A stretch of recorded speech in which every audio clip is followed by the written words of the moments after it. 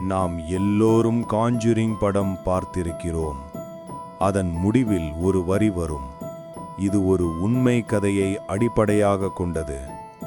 அந்த உண்மை கதைகளின் பின்னால் இருந்தவர்கள் யார் தெரியுமா?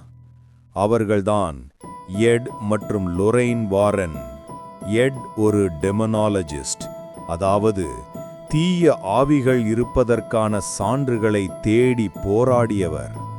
லொரைன் ஒரு கிளேயர்வாயிண்ட் மீடியம், அதாவது இறந்த ஆன்மாக்களுடன் பேசும் சக்தி கொண்டவர் என்று நம்பப்பட்டவர்.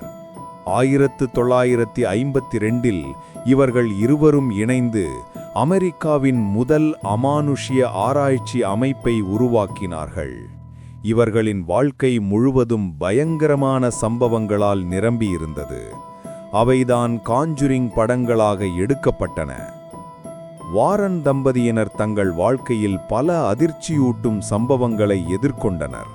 இதில் மிகவும் பிரபலமானது அனபல் என்ற பொம்மை. இது ஒருமுறை சிரித்தால் உயிரையே பறித்துவிடும் என்று கூறப்பட்டது. இது தவிர அமெரிக்காவையே அதிர வைத்த அமிட்டிவில் ஹாரர் என்ற பேய் வீடு, காஞ்சூரிங் படத்தின் முதல் பாகத்திற்கு அடிப்படையாக அமைந்த பெரூன் குடும்பம் தொடர்பான அமானுஷ்ய நிகழ்வுகள் மற்றும் இரண்டாம் பாகத்தில் இடம்பெற்ற என்ஃபீல்ட் பால்டர்கைஸ்ட் என்ற திகில் சம்பவம் என பல வழக்குகள் இவர்களால் கையாளப்பட்டன. இந்த சம்பவங்கள் அனைத்தும் உலக அளவில் பெரும் பரபரப்பை ஏற்படுத்தின. வாரன் தம்பதியினர் தங்கள் வீட்டில் ஒரு அமானுஷ்ய அருங்காட்சியகத்தையே வைத்திருந்தார்கள். அதில் பேய் பிடித்த பொம்மைகள், சாபமிடப்பட்ட பொருட்கள் என அனைத்தையும் பூட்டி பாதுகாத்தார்கள். முக்கியமாக அனபெல் பொம்மை இன்னும் ஒரு கண்ணாடி பெட்டிக்குள் பூட்டப்பட்டுதான் இருக்கிறது.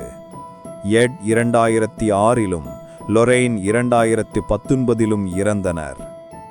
ஆனால் அவர்கள் விட்டுச் சென்ற பயங்கரமான வழக்குகள் இன்னும் உயிரோடு இருக்கின்றன.